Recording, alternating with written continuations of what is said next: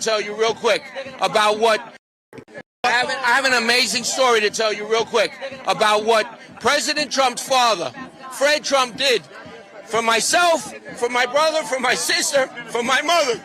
1974, my dad suffered a major heart attack. I went to the same school as Donald Trump, the Q Forest School. 3 days after my father's burial, there was a knock on the door one school morning, 7 a.m. I answered the door. It's a distinguished gentleman. I was 10 years old. My father just died. The gentleman said, "Kid, call your mom." I called my mom from upstairs. She came down.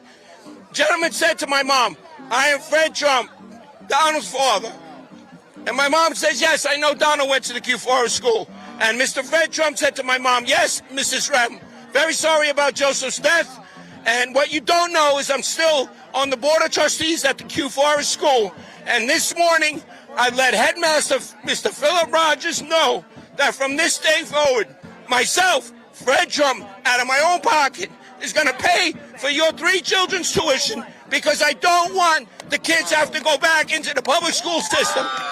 And the tuition in 1974 was $2,500 per child, $7,500, which is about $80,000, $100,000 in today's money. And who would do that except the President Trump's father? The fruit doesn't fall far from the tree, and they give the Trump family grief. The Trump family is a wonderful family, the entire family, sorry. And who else? Can you picture Joseph Biden or Kamala Harris doing that? No.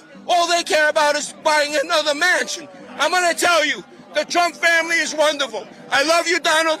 I wish I could shake your hand. It was my mother's last dying wish to shake your hand and to thank your father, Fred Trump, for what he did for us kids in 1974 in Forest Hills, New York. I love you, President. All the way back to 1974, guys. That man waited 50 years to shake DJT's hand in order to thank him on behalf of Mr. Trump Sr. Wow. Now, we really need to get this story out there, guys, especially with all the mainstream media dirt that they're trying to fling at the former president. You know what I mean? If you could only watch one Trump video today, make sure it's this one. In one of his recent rallies, former President Donald Trump greets the man whose tuition was paid for by his father, Fred Trump. I want you guys to watch how genuine our presidential nominee is as he even pushes away the Secret Service to get to this guy. Your father paid for my tuition. 3 kids, 1974, Q Forest. I'm the man. Watch your mind. Thank you.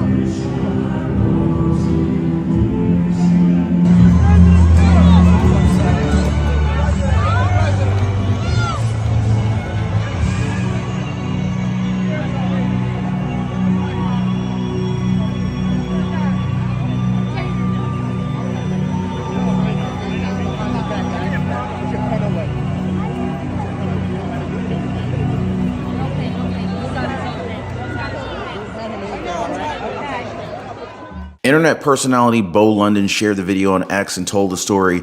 After David Rem's father passed, Fred Trump paid for the school tuition of all of his siblings. He said that the fake news media won't report this, so we better share this video in order to make sure it goes viral. Well, you heard the man, right, guys? Share this video with like-minded people, even those that you think could benefit from a perspective change with regard to former President Donald Trump. You know what I mean? But yeah, it's really a shame if the story doesn't get more coverage. No one will ever show what former President Donald J. Trump and his father have done for private citizens and others, because it sounds like they've both got a heart of gold here. It's not easy doing what they do, giving to others who have not. But seriously, guys, David Rem's story about Donald Trump's father, it truly shows what kind of person raised him. And it looks like David has attended more than one rally to share his Trump story. And while Donald Trump shows the people his softer side, he also doesn't forget to show his tougher one. Case in point, National Border Patrol Council just endorsed him in Arizona. If we allow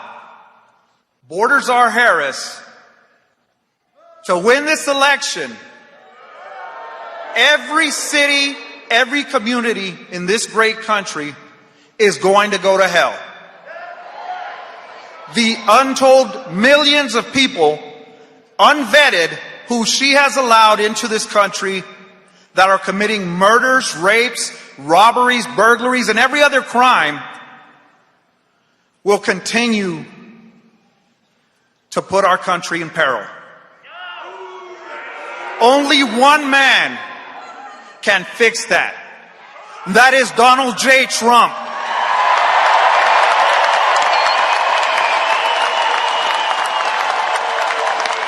He has always stood with the men and women who protect this border, who put their lives on the line for the country. A man who knows about putting his life on the line for what is right. This November, we have a choice to make. Continue the chaos, allow the criminal cartels to control the border, to allow drugs and fentanyl across our country, or put an end to it once and for all.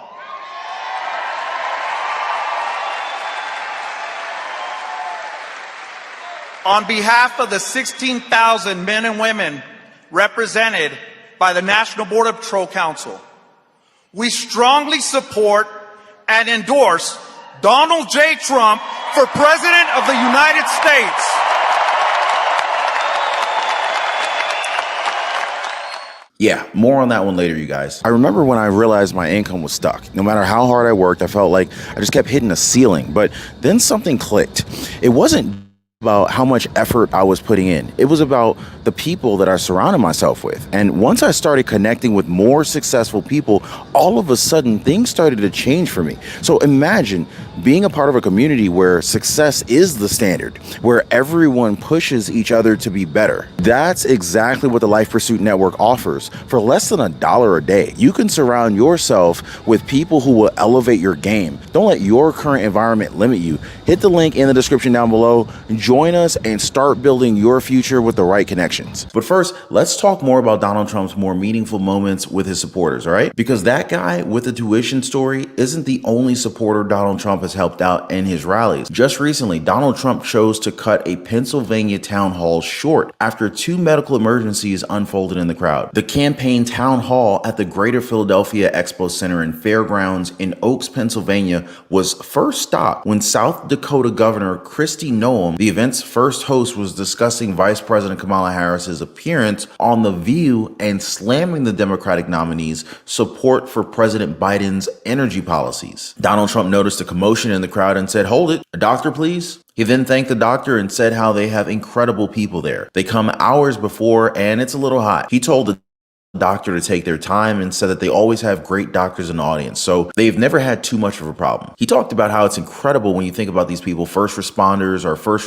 are amazing. They didn't get it on camera, but the New York Post reported that a heavy-set middle-aged man was wheeled out on a stretcher with his shirt cut open. Donald Trump said to wait until they could take care of this incredible person who he guarantees is a great patriot. He said that everybody in the room is a patriot. He even requested that Ava Marie be sounded over the loudspeaker like it had been at his recent comeback rally in Butler, Pennsylvania, in honor of firefighter Corey Comparator, the rally goer that was killed during the first assassination attempt on Donald Trump's life on July 13th. So they continued. Trump began his response about border security before the crowd yelled again about another medical situation. The former president stood up and looked into the crowd saying, "Take your time, doctor." He said for security reasons, they can't open the doors. But Trump said, just open them because anybody comes through those doors, you know what's going to happen. He commented how it was really warm in the venue and they've got a lot of people who love America. So from there, looking at the state of the crowd, Donald Trump then decided not to take more questions from the crowd and called on organizers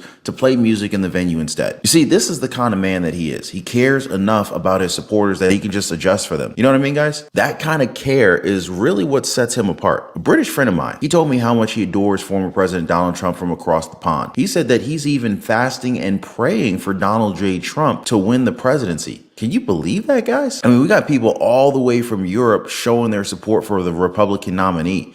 It's crazy. But drop a quick yes in the comments down below. Hit the like button if you guys want to show your support as well for President Donald Trump. And hey, if you guys want more content like this sent straight to your phones, straight to your tablets, laptops, TVs. Don't hesitate to subscribe to the channel and tap that notification bell. Now, on the topic of Donald Trump's genuineness, here's something, guys. A comparison of his and Kamala Harris's answer to the same question in their respective Univision Town Halls. It names 3 venues of their political opponent. You see, while Vice President Kamala Harris struggled to say 3 nice things about him during the town hall, Donald Trump was easily able to offer compliments to Kamala Harris. I guess this kind of shows how nice of a guy he is. Now, first, he said that she's harmed our country horribly at the border, with inflation, with so many other things. But he also added that she seems to have an ability to survive and that she seems to have some pretty long-time friendships. Also, that she seems to have a nice way about her. The week before, the same voter asked Kamala Harris to name 3 virtues Trump has, which prompted an awkward laugh from the Democratic nominee. All Kamala Harris was able to come up with was that she doesn't admire what she called language that's about belittling people and calling them names and meant to make them afraid and live in fear. She said she's quite critical of it coming from someone who wants to be president of the United States. But then again, she's the one that's calling Donald Trump a threat to democracy, isn't she? She did mention how Donald Trump loves his family. But apart from that, Kamala said that she really doesn't know him and she doesn't really have much more to offer you. Well, doesn't that pretty much describe the whole Kamala package? Not much to offer you? You heard it for yourself, guys, straight from Kamala's mouth. Not much to offer you. Now, by the way, guys, if you haven't already, feel free to join us over in our Patreon community. I've left a link for you guys in the description down below. Over there, you'll find early release content, an amazing community of patriots, and exclusive content that I just can't post here. So make sure to click the link in the description down below. Join us on our Patreon community. I'll see you guys on the other side. Another topic that Kamala Harris doesn't have much to offer: border security and the illegal immigration crisis. Confirming that is the official union of the U.S. Border Patrol, as they announced its full support of former President Donald Trump during a rally in Prescott Valley, Arizona. So during the rally, Donald Trump told the crowd that he was honored to receive the endorsement of the National Border Patrol Council. He said that it's a great honor and that they said it was unanimous. Thousands of people. He then invited Paul Perez, the president of the National Border Patrol Council, onto the stage. Perez said he had a message for everyone in the crowd. He promised every city, every community in this great country is going to go to hell if they allow Border Czar Harris to win this election. Wow, that's one heck of an endorsement, isn't it? He also said that the untold millions of people, unvetted, who she allowed into this country that are committing murders, rapes,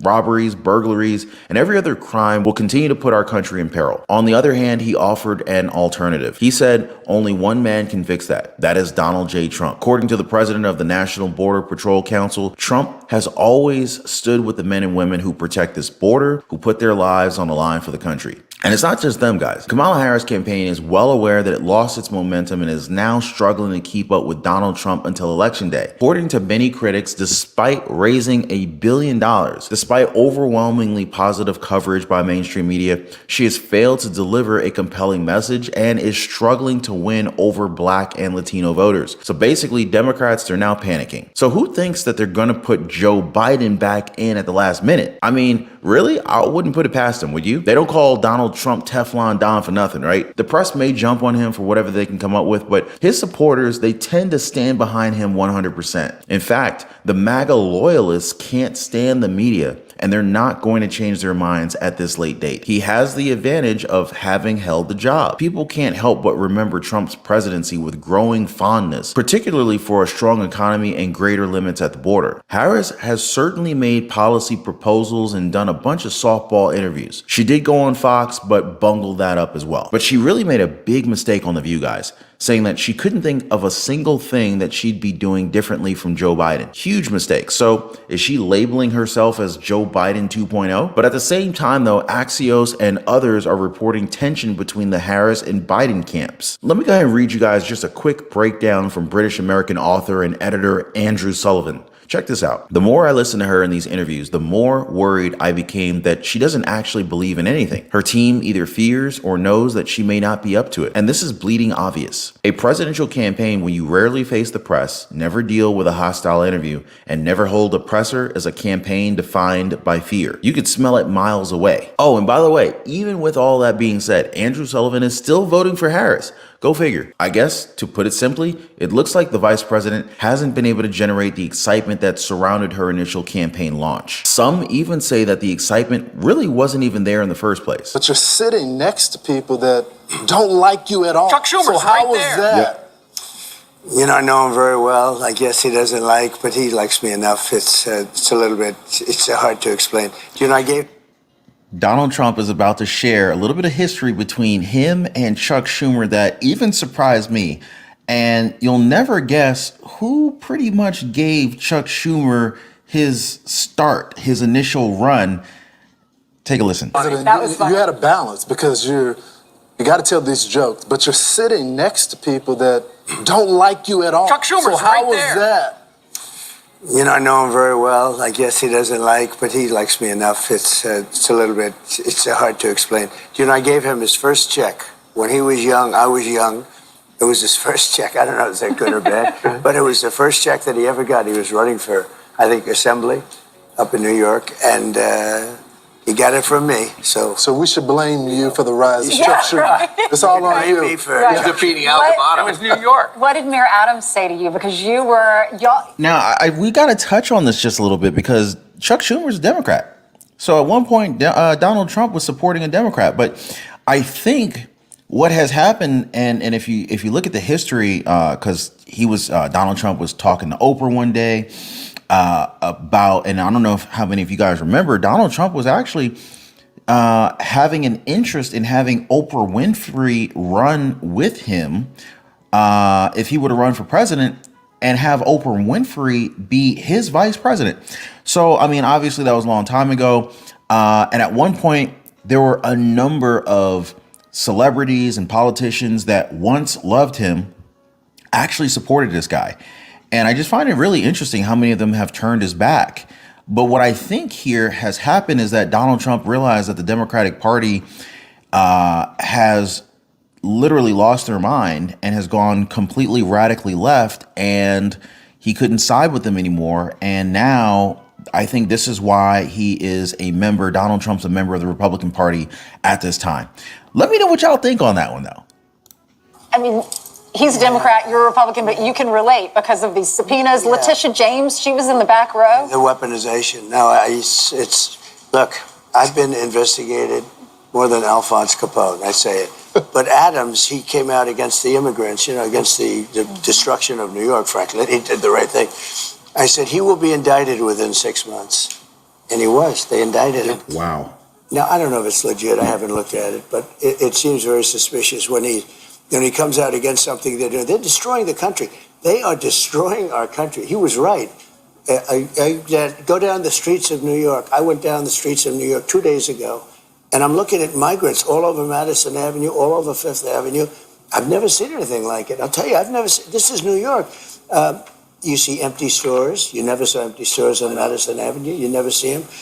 It's a shame. He did the right thing, but he got indicted. And I got to talk about this because look at this here. Here you have Donald Trump, a Republican president. I'm getting blinded by this sun here. I think the sun's going to go down in just a second, so I'm gonna try to bear with it. But Donald Trump here is basically giving props to New York City Mayor Eric Adams for coming out and saying, "Hey, this sanctuary city situation here is destroying our city." Donald Trump has indicated multiple times just now that he agrees with New York Mayor Eric Adams that this is a problem and that this can't continue. So I think it's very interesting because Donald Trump is complimenting and agreeing with a Democrat. You never, ever, when have you guys ever once heard Kamala Harris ever agree with anything Donald Trump has said? Being a Republican, you see what I'm saying? It's like Donald Trump is clearly more of a bipartisan, give and take, give credit where credit is due type of individual compared to Kamala Harris. Her whole campaign is based on seemingly trashing Donald Trump with no sense of policy. They play weaponization. These are an evil group of people. These are really a bad group of people. I'm doing well with my stuff. I won in Florida. I'm winning all over the place. But, what they want to do is keep them busy. Let me spend plenty of money fighting it. and let him maybe. But I think so far it's backfired because the public understands. The win in Florida, that was the big case. That was the case, oh, you're going to lose. Now, he actually lost because he had documents, but he didn't have the presidential. The documents case in Florida. It was the documents case. That was, like they say, the big one. I don't know what's the big one, but the big one. And we had a very brilliant judge, a very fair judge, and I won the case. I won the whole thing. He didn't win. They said he was grossly incompetent, and based on that, they're not going to charge him. But the funny is, he can be president, but he can't go to court. They say he can't go to court because he's incompetent. So he can't go to court, so that's okay, but he's allowed to be president. So there's something wrong with our country when that happens. But that makes no sense. Joe Biden can be president of the United States, but he's not mentally competent enough to stand trial, but he can have the nuclear codes. Come on, guys. I thought last night's it was great. I think it was terrible that she missed it because it's only been one person missed it in many years, and that's Walter Mondale, and he lost 49-1. But let me ask you, 49-1. Mr. President, why do you think she missed it? There's a lot of theories. Okay, I think that she's not competent. I don't want to say this kind of stuff, but we can't live with this. We're not going to be able to live with it. So you don't think she's funny? I don't think she's funny. I don't think, look, her staff, she's got 5% of her staff stayed with her, 95% quit. If that happened to me, I'd be front page of nobody likes her, nobody wants to be with her. And I only say this, I don't like even saying it, but we can't have her as a president. She's a Marxist. No. We're not ready for a Marxist. Do you agree with that? I do agree with you. And I think a Marxist. Yeah, let me ask you this. And she's not very good, let's face it.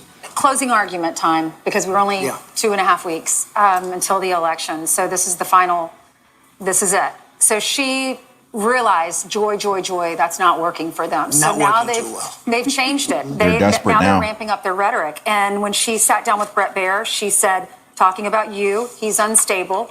When she was speaking at a rally in Erie, Pennsylvania, she called you unstable and unhinged. And then in this new ad that they've rolled out, she's saying unhinged, more unstable, and unchecked. And then this caller that called into Charlemagne the God, his Breakfast Club show, this caller says, I have a sneaking suspicion that if Trump wins, he's going to use this law to put anyone that doesn't look white in camps. And I'm scared. And she says, yeah. So you've hit on a really important point. What is your response and what is your closing argument? Before we even hear from Donald Trump on this one, just ask yourself, regardless of who wins the presidential election, how does that make any sense that one particular race or demographic would be able to be put in jail by the winning president purely because of the race or the color of their skin? Like, please, does that make any sense at all to you guys? I mean, I feel like if anyone would be scared after hearing some rumor like that, that individual will have to be just a complete idiot. But I don't know. Y'all let me know.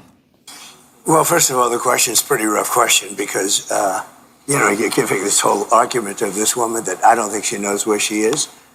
She's a low IQ person. She's not smart. Everyone knows that. Didn't even pass her law exam. It was a big thing. She never thought she was going to be able to pass it. If you tell me this stuff, I'll say it. I am a person that they are a threat to democracy. These people are misinformation people. They'll say, let's go out with this one. They've tried many different things. They tried, he's a dictator. He's going to take over the whole world. He's a this. Every week they try something else. So far it hasn't worked. I guess that's the attack they have for this week. It doesn't seem to be working. I am the most stable human being. But what do you guys think? In your own words, like, how would you compare Donald Trump's campaign versus Kamala Harris's campaign? Really, like, who's showing more heart between these two? Hit me up in the comments down below. Let me know what you guys think on this one. We can circle back around in a future update. And hey, while I have you, I just want to recommend our other videos right here on the channel. We just did one on Kamala Harris's Fox News interview, and boy, was it a doozy. She was flipping and flopping and trying to word salad her way through the whole thing. Definitely a must watch after this one, guys. Make sure you guys check that one out right after this one. But as always, thanks so much for watching. Thanks for hitting the like button. Join us over in our Patreon community. There's a link in the description down below. Thanks for sharing this video, and I'll see you guys next time.